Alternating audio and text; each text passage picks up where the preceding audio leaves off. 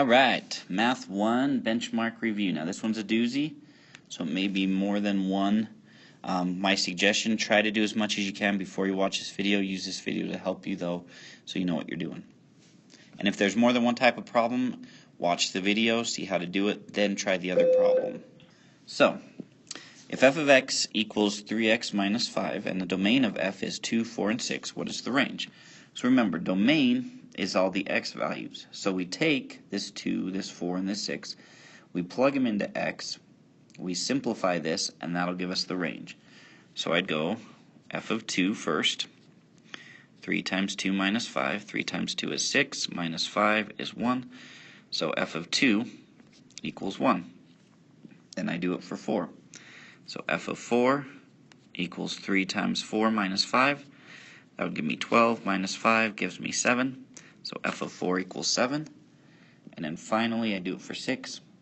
So f of 6 equals 3 times 6 minus 5. 3 times 6 is 18 minus 5 would give us 13. So f of 6 equals 13. So my range is going to be 1, 7, and 13. Okay?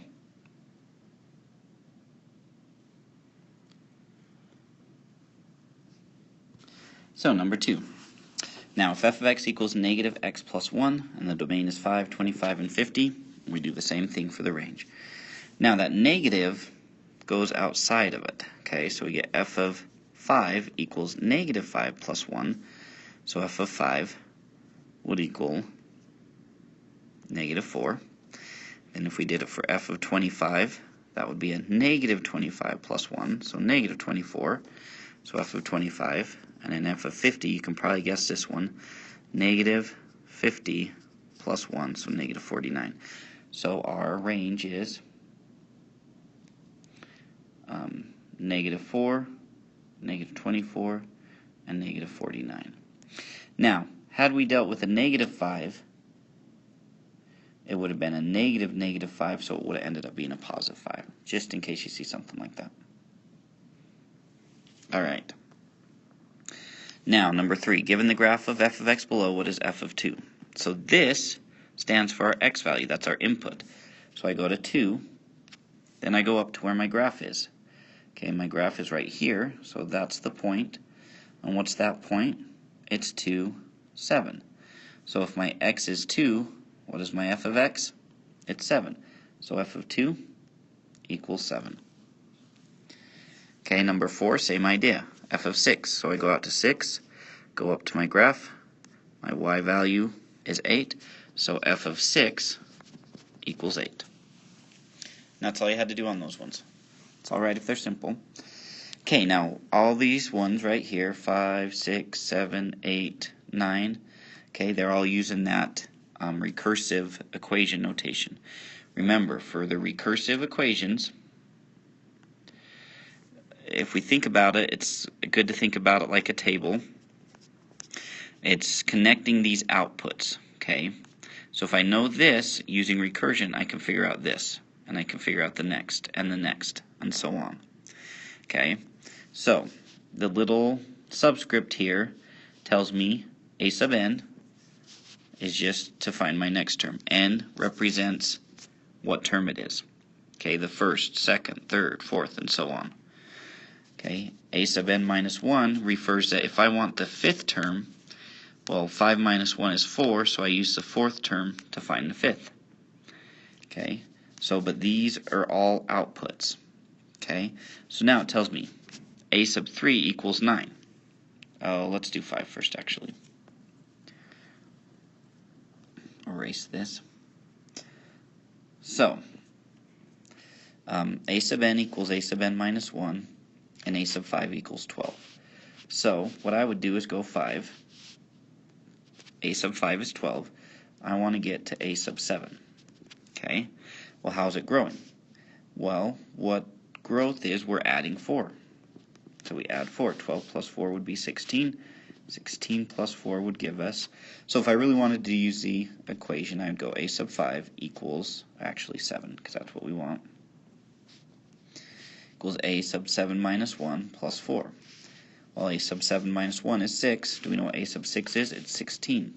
So 16 plus 4 is 20. So our answer is 20. Alright, so number 6. So to me, the easiest way is to create a table. So I've got a sub 3. I'm trying to get to 5. So I need to know a sub 4. So a sub 3 is 9. What's my pattern of growth? We're adding 5. So this would be 14 plus 5 would give me 19. So a sub 5 equals 19. Okay, next one, a sub 2, and we're looking for a sub 4. So a sub 2 is 6. So our growth is timesing by 2. 6 times 2 is 12, times 2 is 24. So a sub 4 equals 24. Okay, number 8. These use b's, same idea. Okay, we've got b sub 3, which is 16. We're looking for 5, so we're times them by 4. 16 times 4 is 64, I believe. 64 times 4 is 256, I want to say. Let's double check that. 16, 24, 25, yep. Okay, and the last one on this type, a sub 1 is 10. We want to find a sub 4, and our pattern of growth is adding 7. So we get 17 plus 7 is 24, plus 7 is 31. So a sub 4 equals 31. I don't think I wrote what b sub 5 is, 256. So with those ones, using the table of values is a great way to do that. Alright, jump into number 10. Now, rate of change. Okay, rate of change is usually the slope, except when we're dealing with these exponentials. Okay, exponentials are always going to give us an interval. These intervals stand for our x values.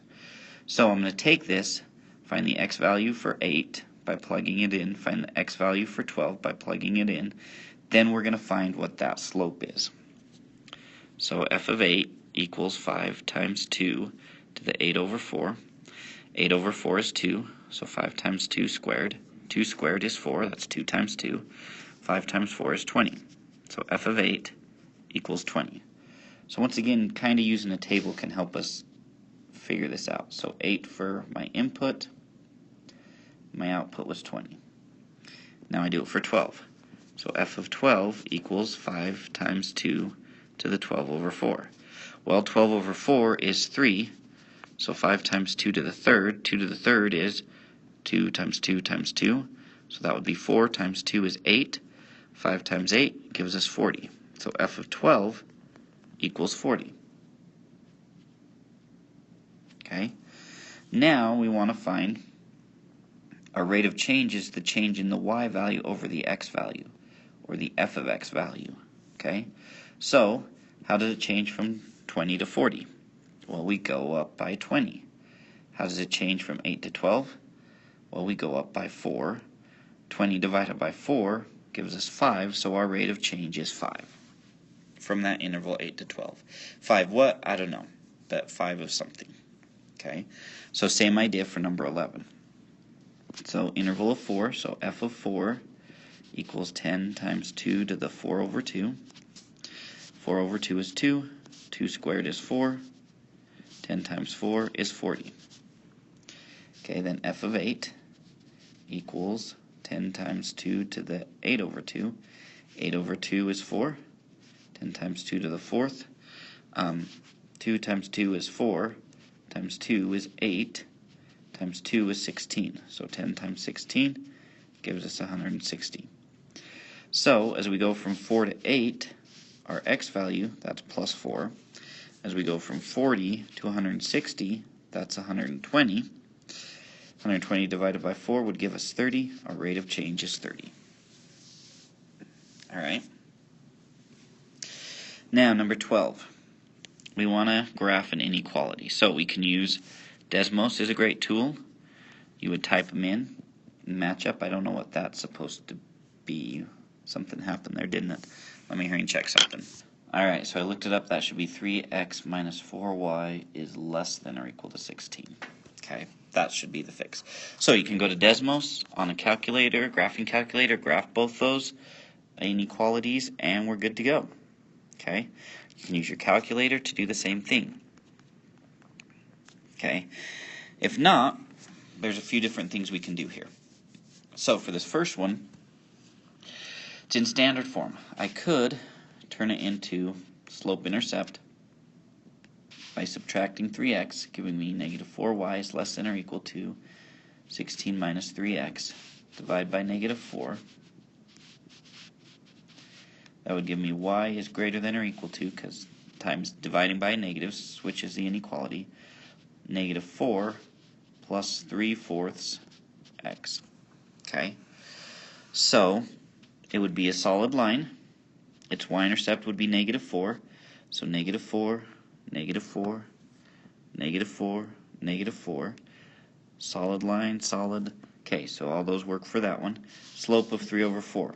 So up 3 over 4. Up 3 over 4. Up 3 over 4. Up 3 over 4. So that's not going to help us. Okay, but that's how we'd graph that. Now, deciding which side to shade will help us. So if we pick our test point 0, 0, 0 for y, 0 for x, 0 is greater than or equal to negative 4 plus 0, because 3/4 times 0 is 0, which is negative 4. Is 0 greater than negative 4? Negative 4? That's true. So from this line, we should be shading above. So that one would work. This one wouldn't, so we can eliminate this answer. This one wouldn't, we can eliminate that one. This one would. Okay? So it's either A or D. The other way we could have graphed that one was using the x and y intercept. Make x 0, solve for y, find the y-intercept, make y 0, solve for x, find the x-intercept. That would be another way to do it. Okay? Same with number 12, you could do it that way. Okay? We could look at this and say, make 4 0, so that's 0. So 3y is less than 9, divide by 3, and we'd get y is less than 3. So our y-intercept would be 3, which that one's true, that one is also true. Okay, then we could do it for our x. So we'd get rid of the 3y, 4x is less than 9, divide by 4, we get y is less than 9 divided by 4 would be what? 2 1/4? 2.25, which that looks pretty close for our x-intercept, right? About 2.25. About 2.25, so that didn't help us. Okay, so looking at that, it's either A or D, right? So, now, that's not equal to, so it should be a dotted line, which is true here, not a dotted line. So let's double check to make sure it's shaded right. 0 for x. If we pick the test point 0, 0, 0 for y. 0 plus 0 is 0 less than 9. That's true, so they would have shaded down here. So yep, A is our true answer here. Okay? Alright. So 13, it says, given the equation in the table below, which of the following statements is true about the functions f of x and g of x? Okay, so it talks about the y-intercepts, and it talks about, that's it. So what are the y-intercepts? Well, slope-intercept form, y-intercept has x of 0, 2 over 5 times 0 leaves us with negative 3. So we have a negative 3 on this function f of x. G of x, okay, we go negative 4 to negative 2, so that's plus 2, then plus 4, then plus 2. Well, as we add 2, negative 29 to negative 17, we are adding 12, right? Negative 17 to 7. So negative 17 plus 24, because it would double to 7. 7 to 19 is plus 12. So if we expanded that out and went negative 4, negative 2, 0, 2, and 4, we'd be adding by 12, so we'd have negative 17 plus 12, which would give us negative 5. So g of x has a y-intercept of negative 5. So, is f of x less than g of x? No, because negative 5 is smaller, so not a. Can we find them? Yes. Okay. F of x is greater than y, than g of x. That's true. They are not equal, so definitely B. So we could find their x or y intercepts. Okay, 14. The function f of x represents the amount of air remaining in an exercise ball that originally has 4,500 cubic inches of air and is losing 6% of its air every minute. The function g of x equals 4,500 times 1 minus 0.03 to the x, doing the same thing. So the function, we're looking at rate of change, right?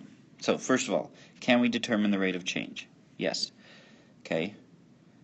Because we're given this interval 2, 5, we were given an equation or a story problem, we can figure it out. So it can't be that. Okay.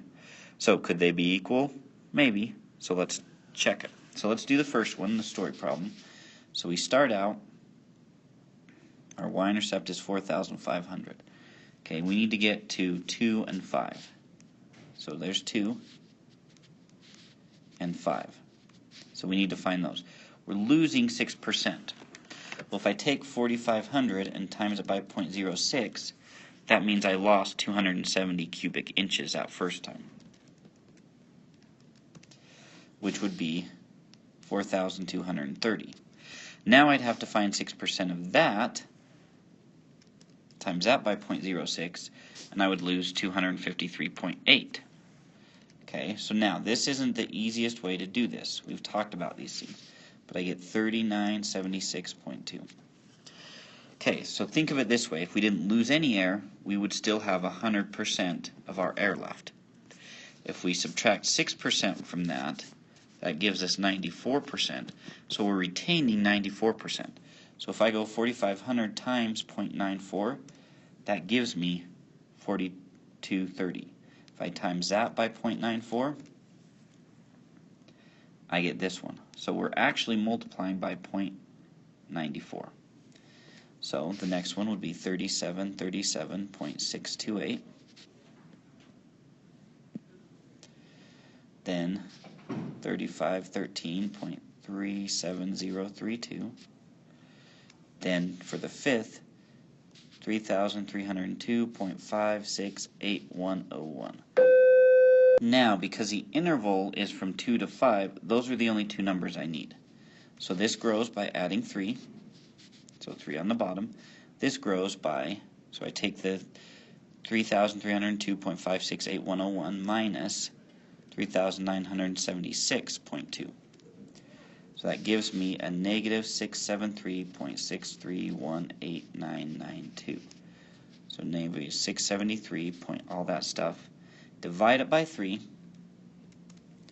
and I get negative 224.544 if I round. Okay, there's my rate of change for this one. Now let's use the equation. So for the equation, since it has x, I just put 2 and 5 into my equation. So I go 4,500, 1 minus 0.03 squared, then do the same thing to the fifth. Okay, so essentially I'm just going 2 to 5. So we know that's plus 3. Okay, now if I do this one, I just type it into a calculator. It's the easiest thing to do.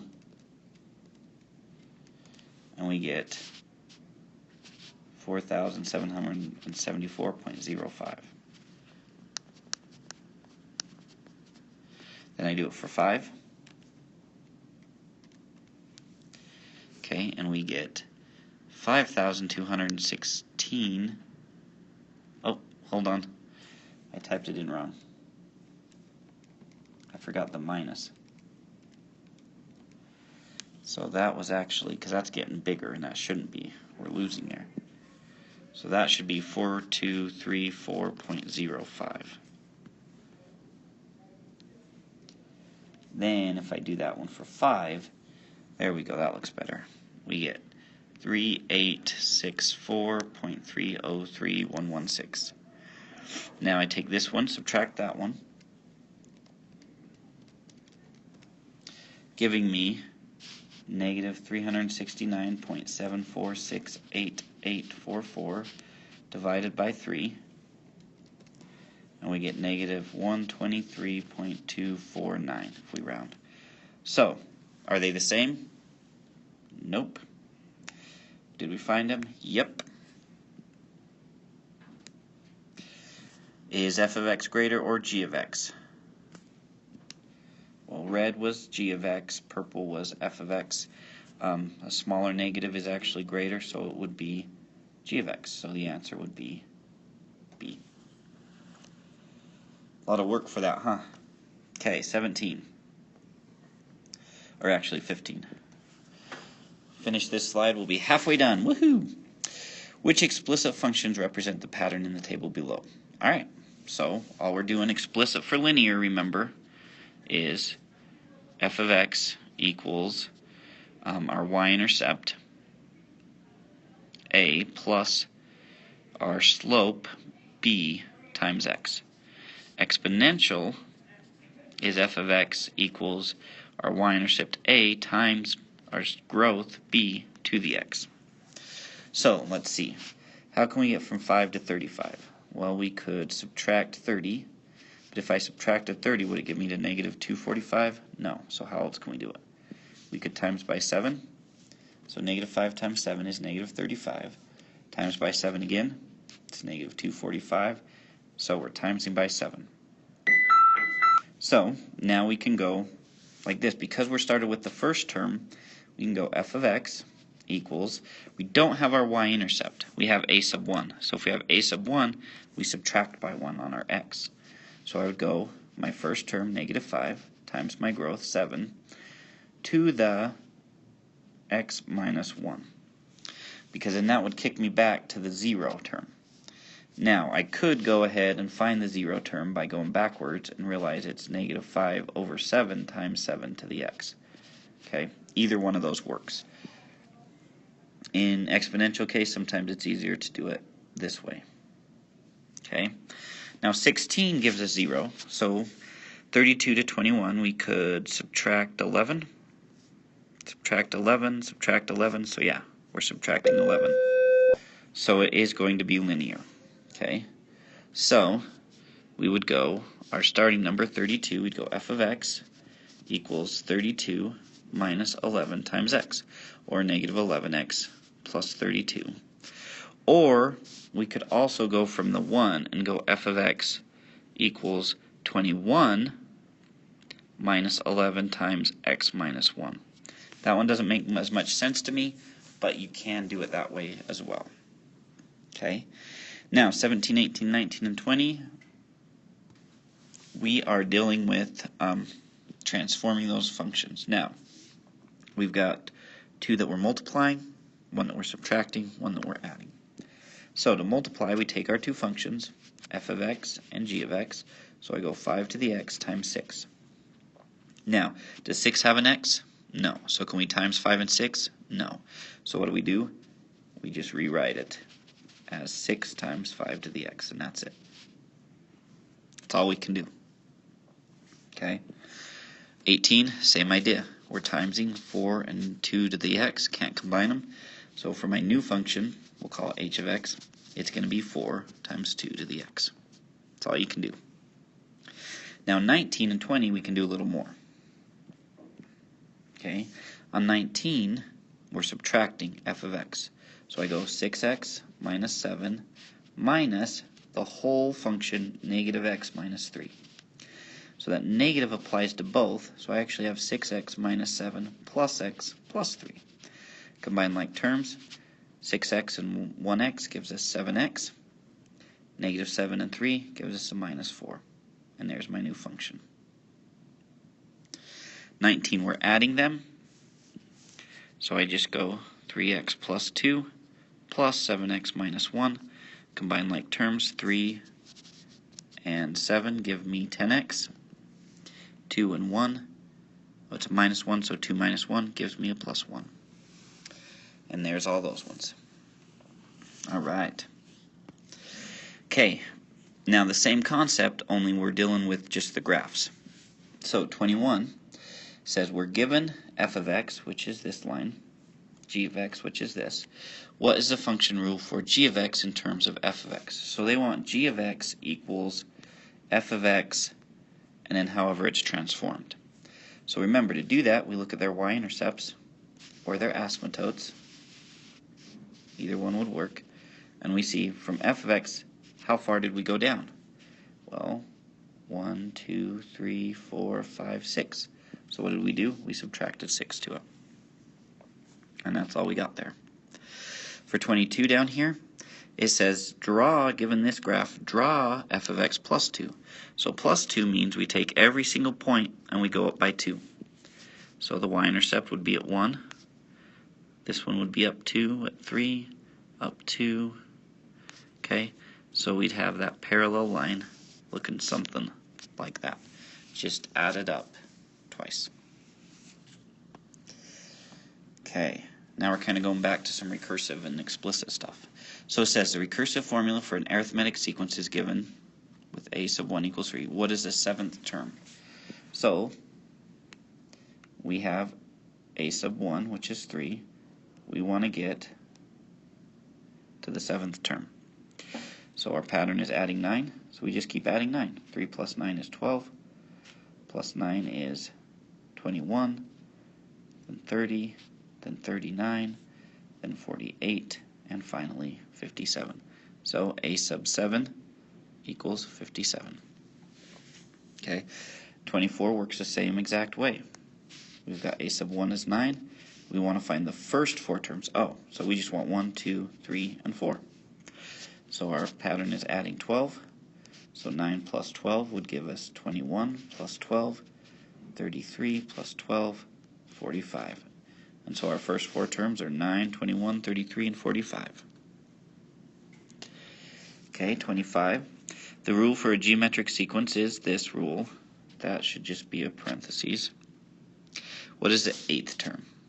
So now we have a explicit term. So all we do is we put 8 in for n. So I go 64 times 1 over 8 to the 8 minus 1. Well, 8 minus 1 is 7. Okay, so 1/8 to the 7, so a calculator works great here. So I go 1 divided by 8 to the 7th. I take that number and I times it by 64. And we get a really small, well, not necessarily small, but yeah, pretty small. Okay, so 64 gives us about the fraction. If I did the fraction, it would be this. It would be 64 over 2097152. So as a decimal, it's 0.00030517578 and so on. Okay, very small because of that 1/8. 24 says what's the 5th term? So I go a sub 5 equals 3 times negative 2 to the 5 minus 1. 5 minus 1 we know is 4. So 3 times negative 2 to the 4th gives us 48. So a sub 5 equals 48. Easy enough, right? Alright, so this will be the first part. Let's see if we can get 29 and 28 done, but we'll pick up on this in another video. Okay, so you can find the second part. Alright, Leroy makes $9 per hour cleaning cars.